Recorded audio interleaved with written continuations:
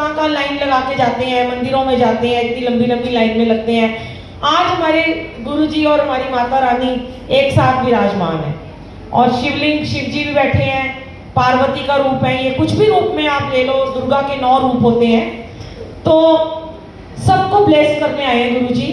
कोई भी यहाँ से खाली हाथ नहीं जाएगा, सबकी झोलियां भरती हैं, लेकिन मांगना नहीं है। बिन मांगे सब कुछ दिए जा रहे हो, कृपा पे कृपा तुम किए जा रहे हो। तो क्या मांगना है इनसे हमने? आप 5 मिनट अपने बच्चों को पकड़ लो प्लीज। पता है आपको गुरुजी बच्चों को सबसे ज्यादा ब्लेस करते हैं, और तुम्हारे लिए गिफ्ट्स भी हैं आज बड़े सुंदर सुंदर। तो जो चुप रहेगा ना, उसको हो सकता है डबल ब्लेसिंग भी मिल जाए। नहीं कहते हैं ना, जब बच्चे जो क्लास में चुप रहते हैं ना, वही बच्चे क्लास में मॉनिटर बनते हैं, है ना। तो बच्चों को तो गुरुजी हमेशा ही ब्लेस करते हैं, और गुरुजी यही कहते हैं अपने बच्चों को जरूर लेके आया करो सत्संग में। शरारतें करेंगे, धीरे धीरे वो हमारे संस्कार भी सीख जाएंगे। जो पेरेंट्स करेंगे ना, तो वही बच्चों के अंदर आएगा।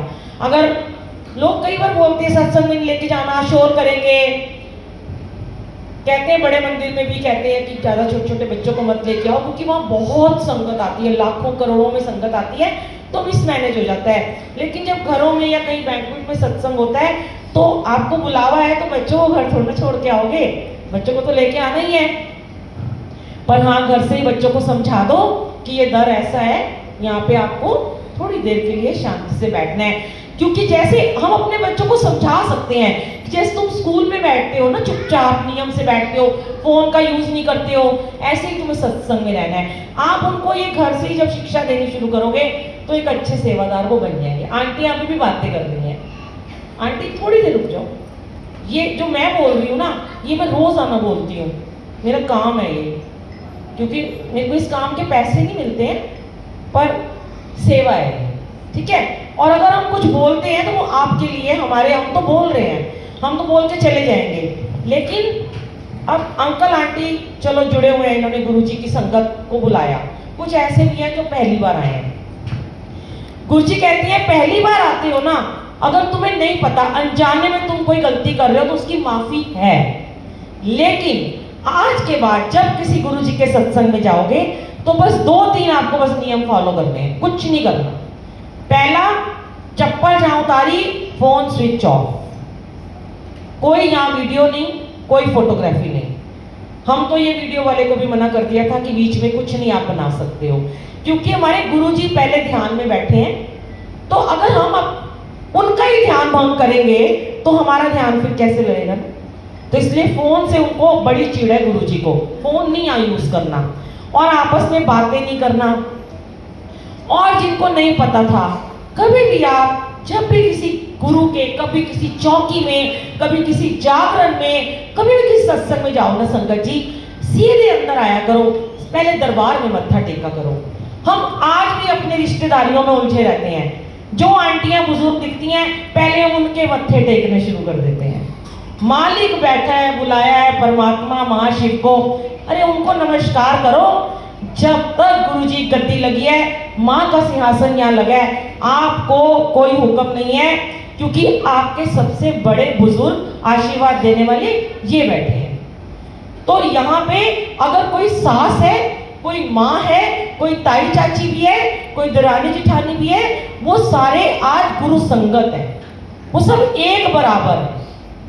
इसलिए कभी कोई आपके पैर बूढ़ों के छुए भी ना, तो मना कर दो कि नहीं यहाँ मत छुओ। जब हम उनको सिखाएंगे तो वो सीख जाएंगे। तो जब सेवादार बीच बीच में जाके मना करते हैं, देखो आप, अगर आप ऐसे करोगे ना, अच्छे से आओगे, जहाँ आपको बिठाया जा रहा है चुपचाप बैठो। मिलने के लिए ना पूरी जिंदगी बाकी है, ये घड़ियां नहीं मिलेंगी 2 घंटे की जो आज आपको मिल गई हैं। तरसते हैं इसके लिए दुनिया। जब मुझे फोन आते हैं ना, लोगों के मैसेजेस आते हैं, कहाँ कहाँ लोग कस्बों में रहते हैं, गाँव में रहते हैं, वहाँ सत्संग ही नहीं होता। हाय आंटी हमारे यहाँ एक सत्संग तो कर दो आके, हमें तो पता ही नहीं सत्संग होता क्या है। आज हमें इतनी आसानी से ये सत्संग मिल गया ना, तो हमें इसकी वैल्यू नहीं है। हमें इस सत्संग मतलब सत्य का संग और संगत का संग, जब संगत मिलके सत्संग करती है, तो वो एक अश्वमेध यज्ञ के बराबर बन जाता है। पता है आपको, जो ऋषि मुनि यज्ञ करते होते थे ना, हजारों ऋषि मुनियों को बुलाते थे। आज अगर आप 10 भी बैठ गए, 50, 100 जितने भी हो, एक साथ जब बैठ के परमात्मा को याद करते हो, उनका सत्संग सुनते हो, उनकी गुरबानी को सुनते हो, बहुत खुश होते हैं मालिक, आपको पता ही नहीं है।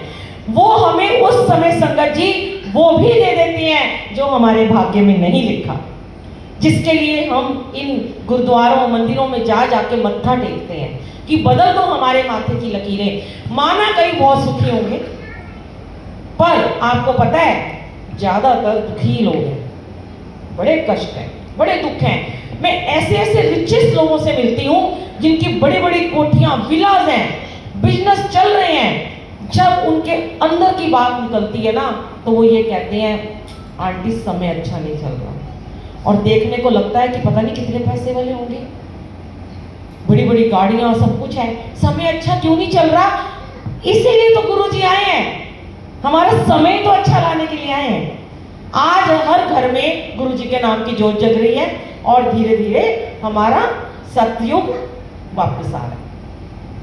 कलयुग था ना, अभी तक कितना बोलते थे 5 साल पहले, जब तक गुरुजी का इतना नहीं होता था, घोर कलयुग है, घोर कलयुग है, मार रहे हैं, काट रहे हैं, रेप हो रहे हैं, बच्चों को उठा के ले जाते हैं, औरतों को ये कर रहे हैं। अब देखो कितना कम हो गया ये सब, क्योंकि आ गए ना गुरुजी। और जब आ गए हैं तो उनका स्वागत कैसे करना है?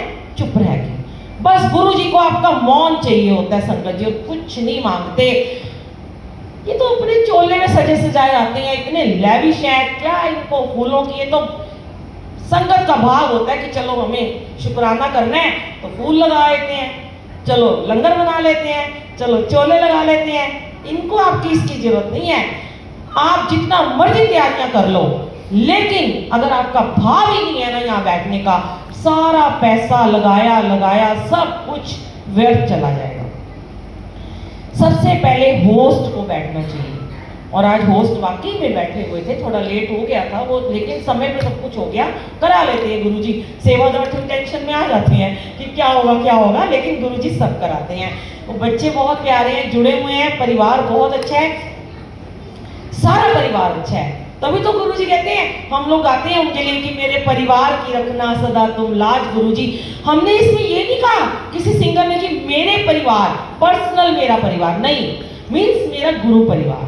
और आज से पहले हम क्या करते थे, हम मेरी दरानी को कुछ हो जाए, मेरी बहन को कुछ ना हो जाए, मेरा भाई ठीक हो जाए, मेरा मम्मी, मेरा पापा, मेरा, आज हम क्या करते हैं, हमारी सारी संगत खुश रहे। जब संगत खुश, गुरुजी खुश। तो हर किसी में संगत देखा करो, कभी भी मत्थे ना टेका करो कहीं पे भी जाके इधर उधर, सीधे बैठो, जहां सेवादार कहता है वहीं बैठो। फिर भी सेवादार आपको बिठा रहे हैं, फिर भी आप उठ के जा रहे हो, मिल रहे हो, इधर जा रहे हो, उधर जा रहे हो। और आपको मैं बताऊं, जहां आपको सेवादार बिठाते हैं ना, आपको वहीं बैठना चाहिए, क्योंकि मैं आपको पहले भी शेयर कर चुकी हूँ, हो सकता है आपने नहीं सुना होगा। जब हम बैठ के जहां संगत जी सत्संग सुनते हैं, तो वो जो धरती होती है वो एक एनर्जी को वाइब्रेट करती है। ये सारा खेल सत्संग में एनर्जी का है, जो हम यहाँ से लेके जाना चाहते हैं, ब्लेसिंग जिसको कहते हैं। तो जब वो एनर्जी आपकी बॉडी में जा रही है, आप जैसे ही अपना स्थान छोड़ देते हो और आपके स्थान पे आके जब कोई और आके बैठ जाता है, आपकी सारी पॉजिटिविटी वो ले जाता है। वो पता नहीं किस दुख में पीछे बैठा हुआ था, टेक लगा के बैठा हुआ था, आपको लगा वो वॉशरूम गया, चल मैं अब टेक लगा लेती हूँ, मेरी पीठ में दर्द हो रही है। पता नहीं वो कितनी शिकायतें लेके बैठा था, पता नहीं कितनी कंप्लेंट्स चल रही थी उसके मन में, और आपके मन में कितने सारे शुक्राने चल रहे थे। और गुरुजी जब आपको आखिर में जब लंगर प्रसाद खिला के ब्लेसिंग देना चाहते हैं, अब अपनी जगह चेंज कर चुके होते हो, तो आपके बदले की ब्लेसिंग उसको मिल जाती है, आप फिर लाइन में लगे रह जाते हो। कोई नहीं बताएगा आपको ये बातें, गुरुजी ने सिखाई हैं तो मैं शेयर कर देती हूँ, मैं भी कोई ज्ञानी नहीं हूँ। इसलिए जब अब आपको लंगर प्रसाद मिलेगा ना, चुपचाप, अभी भी मैं आपको कह रही हूँ, टाइम है, आज भी जहां बैठे थे ना अपनी जगह पे बैठ जाना, चुपके से आवाज करे बिना, और उसे कह देना तू हट जा, ये मेरी जगह है, क्योंकि मुझे यहाँ से ब्लेसिंग आज लेके जानी है। ऑरा, ये ऑरा आता है, ऑरा हमारी बॉडी में चलता है, इसको घर लेके जाना होता है।